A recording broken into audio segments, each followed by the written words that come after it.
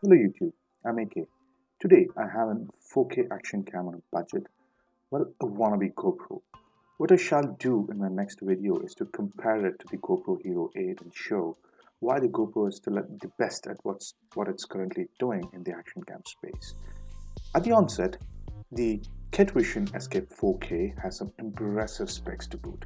A 4K sensor, a robust build thanks to the bundled waterproofing, 4K at 30 and Slo-Mo in Full HD and also in 720p. And the amount of value adds you get is pretty impressive along with it. I got a selfie stick, multiple connectors, bands, etc. As a value proposition, it's just amazing. The product is made to a cost and it shows the moment you take it out of the box.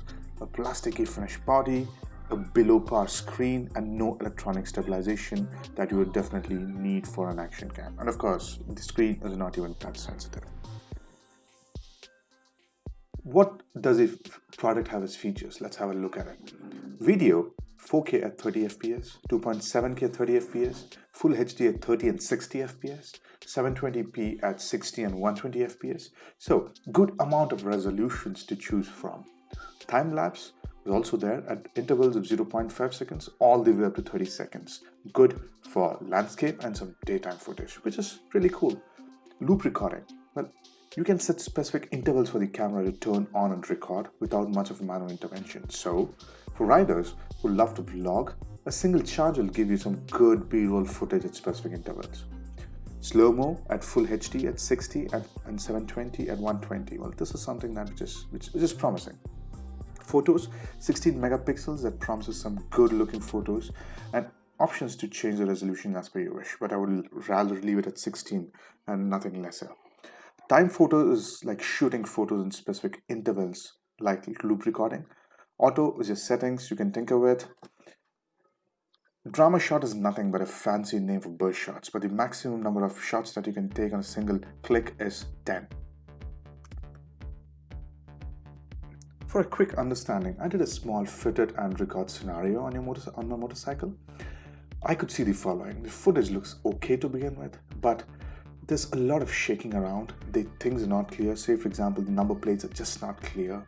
The issue is there's no EIS on the camera, which means that there's no stabilization at all that the camera is providing to the footage, which means what you see is what you get, but not necessarily a stabilized image, which is the biggest drawback of this small, portable, and probably relatively cheaper camera that we have.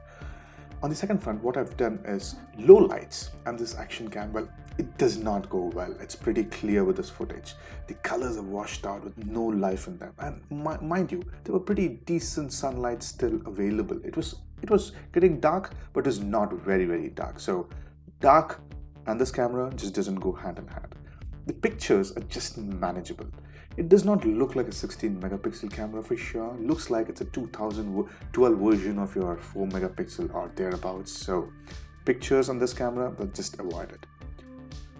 One more thing I found out is you would run out of battery most of the times before you run out of storage. But when I talk about storage, the maximum capacity that you have available on this is 32 GB, which means if you slot on a 64 GB, it just doesn't work.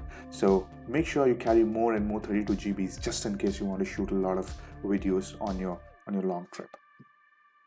And of course, who's this camera for? Well, it has a great waterproofing thanks to the armor-like casing it has.